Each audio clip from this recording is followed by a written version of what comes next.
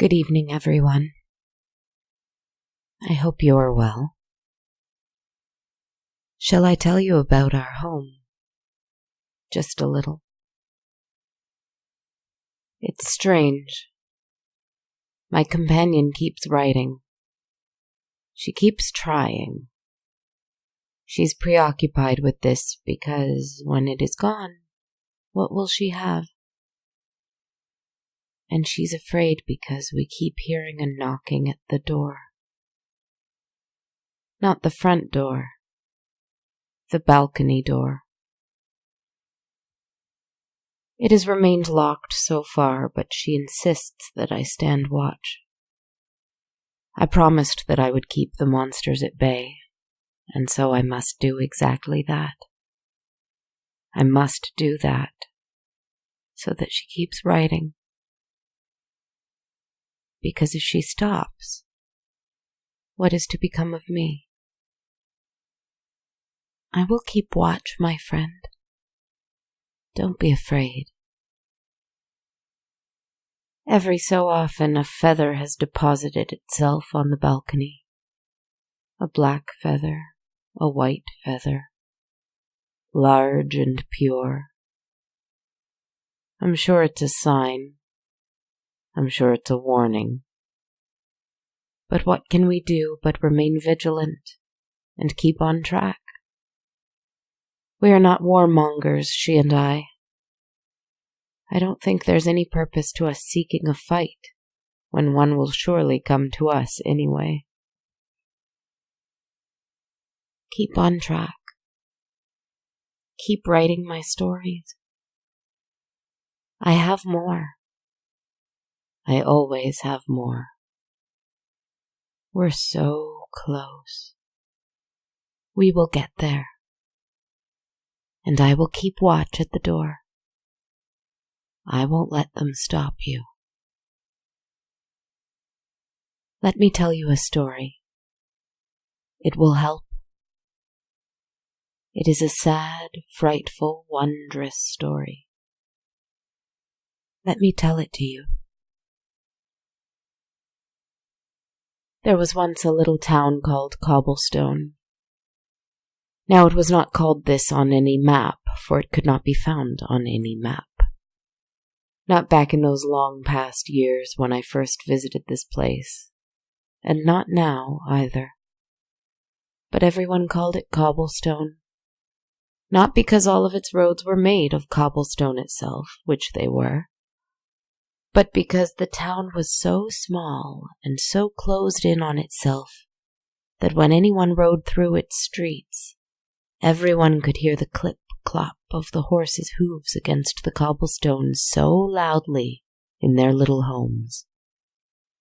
The sound would echo against the stone of the buildings, and it was almost deafening at times, so aggressive this sound was.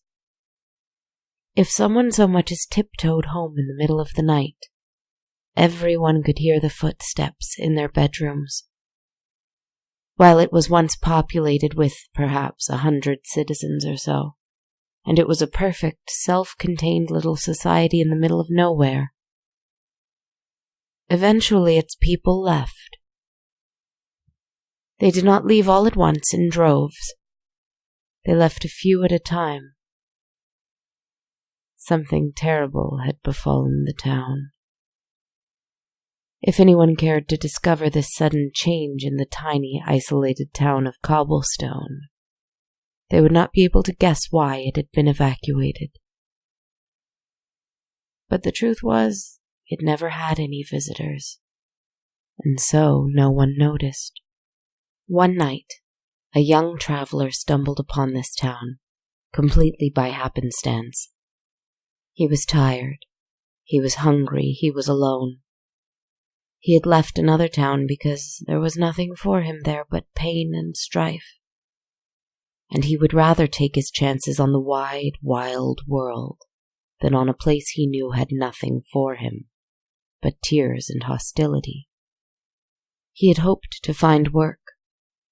He didn't expect or want pity. He wanted to prove himself and start fresh. make a name for himself in some place, doing something, anything, as long as he could be a new version of himself that wouldn't let anyone hurt him ever again.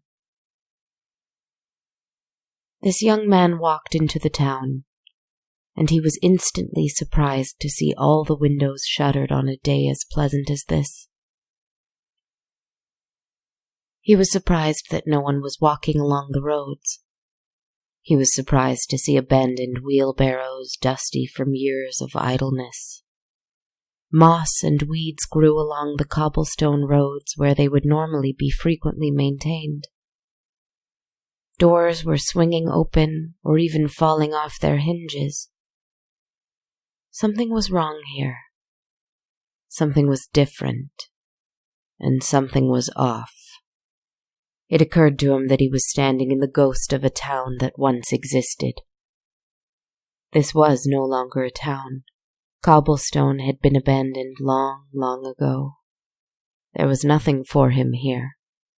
His heart sank as he realized that he hadn't found a new home. He had found at best a place to rest for the night. Perhaps he could find some food preserved in jars in a home or an old tavern, something of the like.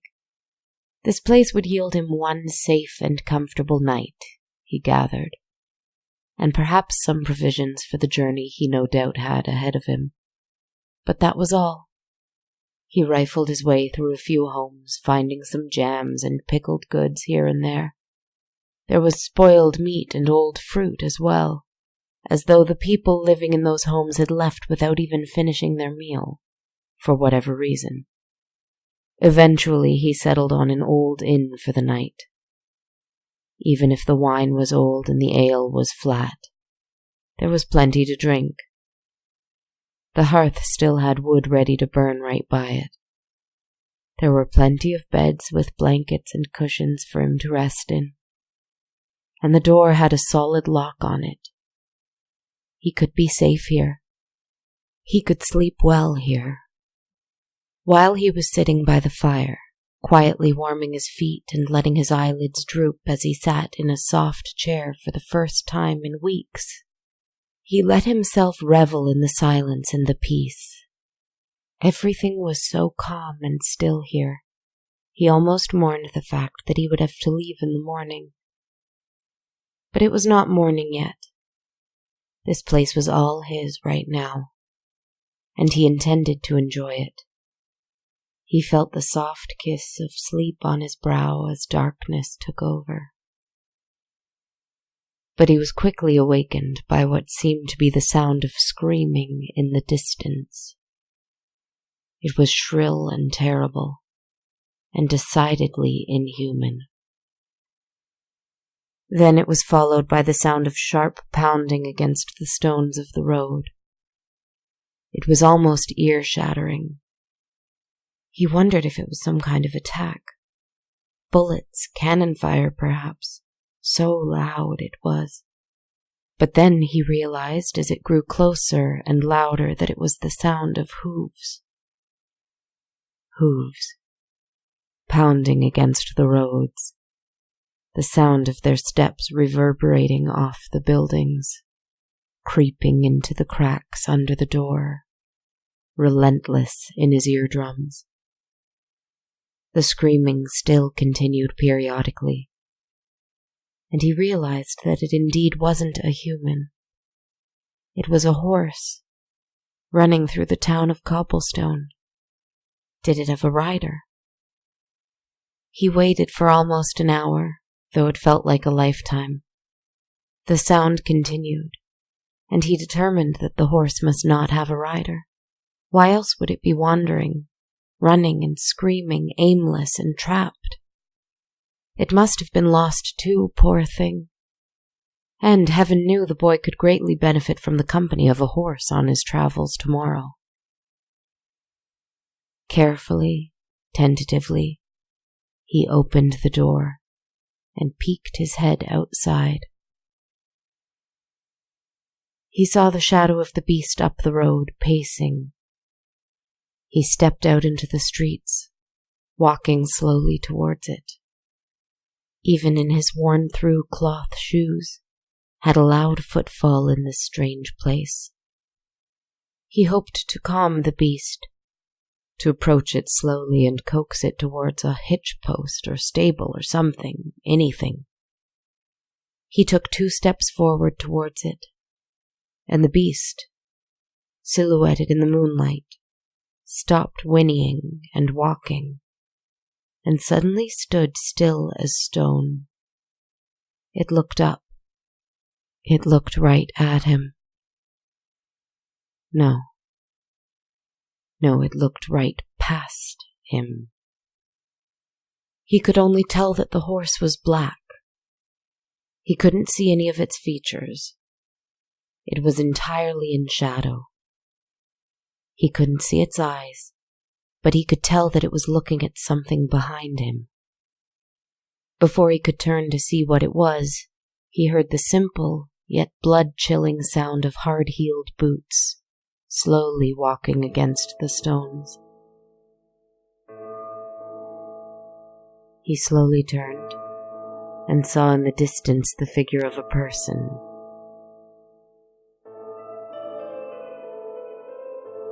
A person with a large tricorn hat, a long coat, and both a sword and pistol at each side. They were walking slowly, but directly towards him, down the road. The young traveler thought he ought to run inside and lock the door. He ought to run and lock himself in one of the inn's rooms. He ought to keep quiet and alert until morning. But he couldn't. His feet wouldn't move. Somehow in the moonlight, with the horse behind him and the figure approaching him, his heart pounded in his ears, and his hands trembled, and yet he could not move. Bear witness, his body seemed to say.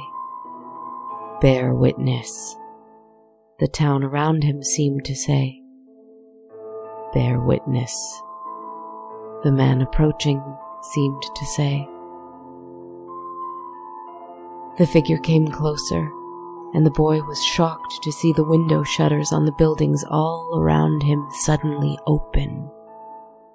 One at a time, in no particular order, they opened. Then some closed. They opened and closed faster and faster, until they were all rumbling and making such a clamor he had to cover his ears. It was no use, though, and the horse behind him began its horrible song of screams once more. Combined with the loud steps from those approaching boots, the traveler did not know if he could endure such noise any longer. The little town vibrated and echoed with pain. He could even swear that he heard screaming coming from within the little houses and the apartments themselves. Screams from people who long ago left. And he was about to find out why. The figure approaching crossed into the moonlight, closer to the boy. It was a man. A man in his prime, well-dressed, perhaps a little too well-dressed. By the cut of his coat and the size of the pouch at his belt, he suspected he was perhaps a highwayman. He was frightened enough at this possibility. But then he saw the noose around his neck. It was wrapped tight around his throat, and it trailed behind him, long and frayed. His hands were bound before him, and looking back to the highwayman's eyes, he realized that while they were once dark and beautiful, they were now clouded over with a lost, empty expression. His lips were pale, his skin was blue, his head twisted at an odd angle, at exactly the place the noose was tied. He stopped in front of the poor boy. The boy looked the highwayman in the eye, but the highwayman seemed to be looking just past him. His footsteps may have stopped their terrible beat against the ground, but the windows still slammed open and shut over and over, and were joined by all the doors in the town. Then, at the same time, the horse and the man let out one great cry, a cry that caused all of the windows and the doors to stop their horizonant noise. And afterward, the silence was even more terrifying than the noise had been. Somehow. The young man still couldn't move. He wished so badly to run from this diabolical place and this dreadful phantom. But still he couldn't. And then the ghost whispered a name into the wind. A name that some may know and that some may not. And so it does me no good to repeat it here. If you know the name of the highwayman, then you know the name of the horse. And if you know neither, then what does it matter?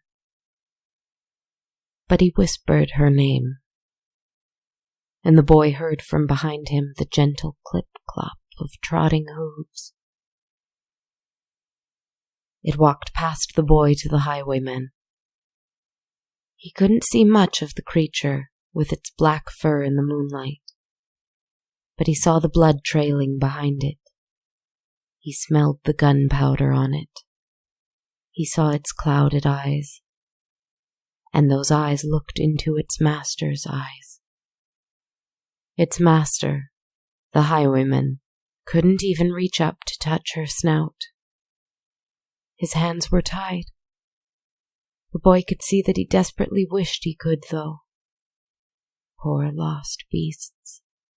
The young man couldn't know for sure, but as he bore witness to their return to this place, he realized this place's history soon enough.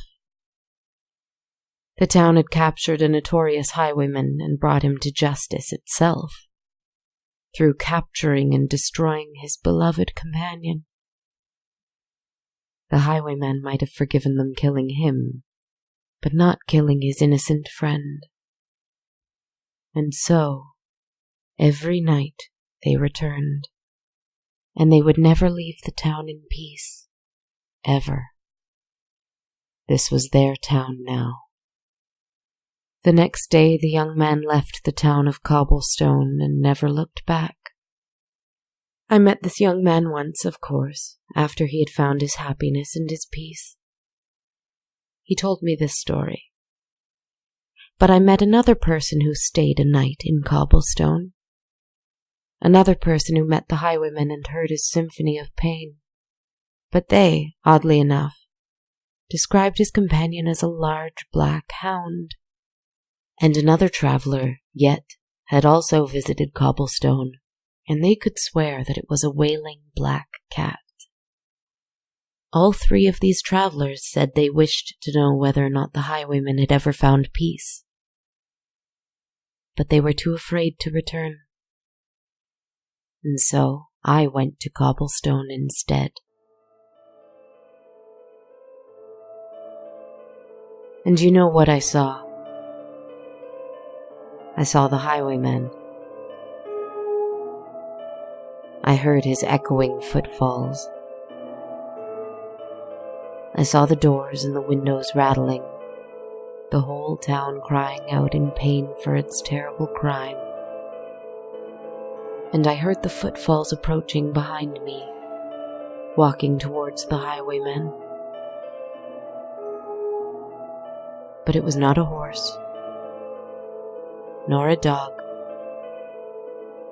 nor a cat. She was a human. A person with black hair and clouded eyes that were once also dark and beautiful. A person who looked into the highwayman's eyes with sadness and regret and longing and pain.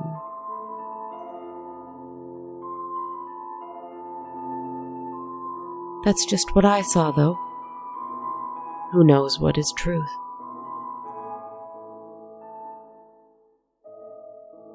If something were to happen to a companion of mine, whom I loved, I would return and raise a cacophony such as that, too.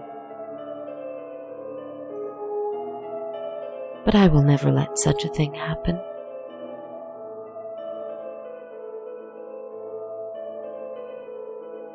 I will stand guard at the window.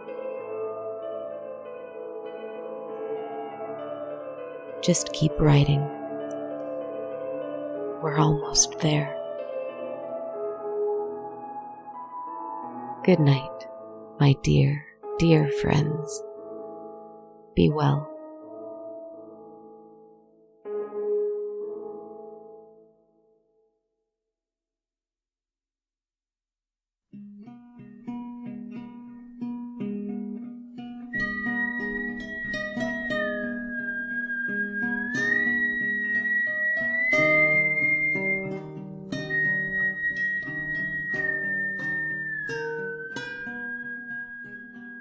Hello friends, this is Kristen, the podcaster, writer, composer, performer behind On a Dark Cold Night. Thank you so much for tuning into episode 92 and welcome to February. Sending a quick thank you today to our latest patron on patreon.com, Jules, who pledged $1 a month and also bought us a coffee at ko-fi.com, saying, "Hopefully this hot brew warms you on the coldest of nights." Thanks so much for supporting us on both of these platforms, Jules. It really means a lot, and I appreciate it so much. If you want to support us like Jules, you can become a patron at patreon.com/darkcoldnight, where every patron receives access to the soundtrack of the show, which is constantly being updated. If you don't want that perk and want to donate only once, you can also be like Jules and buy me a coffee at ko-fi.com/darkcoldnight. We also have t-shirts and hoodies available at bonfire.com/on-a-dark-cold-night. You can also support us by leaving a review on iTunes, Stitcher, or anywhere else you like. You can also keep up to date by following me on Twitter at @adarkcoldnight, Instagram at darkcoldnightpodcast, or on our Facebook or YouTube pages, both called On a Dark Cold Night. Also, I know I've been talking about this every week, but hey, why not? I'm thrilled that the show has been nominated for 5 Canadian Podcast Awards, including the People's Choice Award, which listeners are allowed to vote in. So if you'd like to vote for us, head on over to awards.podcamptoronto.com. Thanks so much for tuning in tonight. As always, I'm very grateful. I hope you have a great sleep tonight. Rest well, friends.